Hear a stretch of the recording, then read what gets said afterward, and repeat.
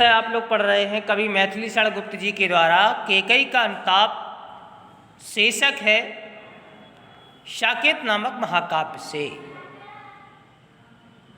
तो देखिए किस प्रकार से दोनों भाइयों के बीच में वार्तालाप हो रहा है और वहाँ उपस्थित जन समुदाय जो अयोध्या से भरत जी के साथ राम को लौटाने के लिए आया हुआ था, वह उपस्थित जन समुदाय दोनों भाइयों के वार्तालाप को बहुत ध्यानपूर्वक सुन रहा है। भरत जी अपनी वियोग की स्थिति को बता रहे हैं कि हे प्रभु, मेरे अंतरात्मा में किस प्रकार से वियोग है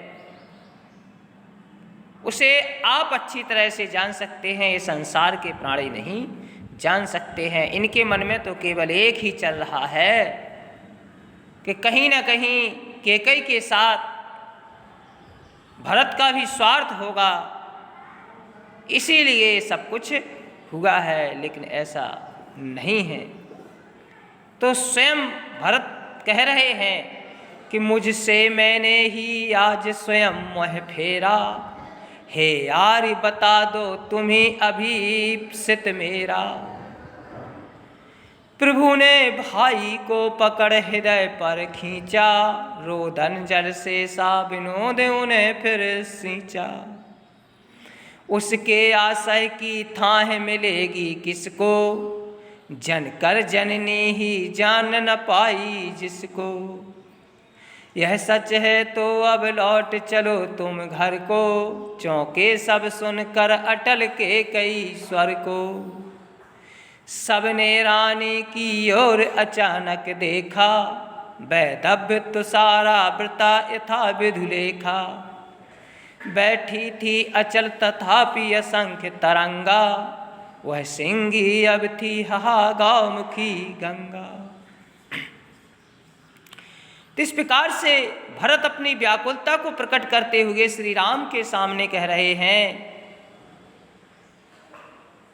कि हे राम, मुझे अपने आप से इतनी गिलानी हो रही है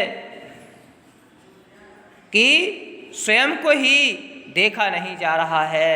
इसीलिए आप बता दीजिए कि अब मेरा प्रयोजन आपके पास आने का क्या होगा। ऐसे विलाप स्वर में जब राम ने भरत के मुँह से ये वार्तालाप सुना तो उन्होंने तुरंत ही भरत जी को अपने हृदय से लगा लिया और उनके रोते हुए आंसुओं को अपने हाथों स्वयं से साफ किए और कह रहे हैं, उसके आशय की थाह मिलेगी किसको, जनकर जननी ही जान न पाई जिसको। आशय थाह मन होता है गहराई। अरे भरत के हृदय की गहराई किसे मिल सकती है। जिस माँ केकई ने जन्म दिया है वह भी केकई माँ भरत के हृदय की गहराइयों को नहीं जान पाई है। दोनों भाइयों के बीच इस प्रकार के वार्तालाप को जब सुना तो उपस्थित जन समुदाय में केकई भी बैठी हुई थीं, वह उठकर के तुरंत खड़ी हो गईं और कहने लगी हैं, यह सच है तो अब लौट चलो तुम घर को, चौंके सब सुनकर अटल के कई स्वर को। केकई कहती हैं कि राम, यही बात सत्य है कि मैंने जिस भरत को जन्म दिया है उस भरत के हृदय की गहराइयों को नहीं समझ पाई, तो मेरा कहना है कि अब तुम घर अर्थात अयोध्या की ओर वापस चलो। केकई के मुख से इस प्रकार के स्वर को सुनकर वहाँ बैठा हुआ उपस्थित जन समुदाय सुनकर के आश्चर्यचकित हो गया और सभी उपस्थित जन समुदाय रानी केकई की ओर अचानक देखने लगे और रानी केकई वैदव्य तुषारावृता, वैदव्य माना होता है विधवा के वेश में, तो सारा वृता माने होता है यानी कोहरे से ढकी हुई सफ़ेद चांदनी। यथा विधु लेखा माने होता है यानी चंद्रमा की निकली हुई किरणें जैसे कोहरे से ढकी हुई सफ़ेद दिखाई देती हैं, वैसे ही रानी विधवा के सफ़ेद साड़ी पहने हुए विधवा के वेश में दिखाई दे रही थी। बैठी थी अचल तथापि असंख्य तरंगा, वह सिंही अब थी हा गौमुखी गंगा। रानी स्थिर बैठी हुई थी, फिर भी उसके मन में असंख्य मन होता है, अनेक तरंगा मन होता है, तरंगे यानी विचार उत्पन्न हो रहे थे। वह सिंही अब थी हा गौमुखी गंगा। रानी कैकेयी एक समय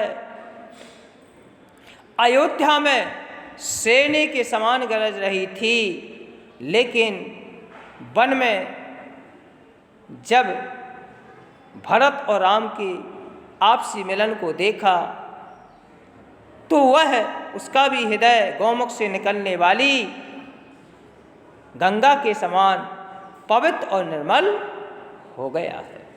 इस प्रकार से ये बात यहाँ पर कवि मैथिली शरण गुप्त जी के द्वारा भावार्थ किया गया है। निश्चित तौर पर आप सभी भैया बहन जो भी स्टूडेंट्स हैं इस प्रकार के पद्यांश को ध्यान पूर्वक पढ़ कर के और इसका संदर्भ और ये जो दो रेखांकित पंक्तियाँ हैं कि यह सच है तो अब लौट चलो तुम घर को, चौंके सब सुनकर अटल के कई स्वर को। इन दोनों रेखांकित पंक्तियों का आप लोगों को भावार्थ लिख करके गहकारी में भेजना है। धन्यवाद।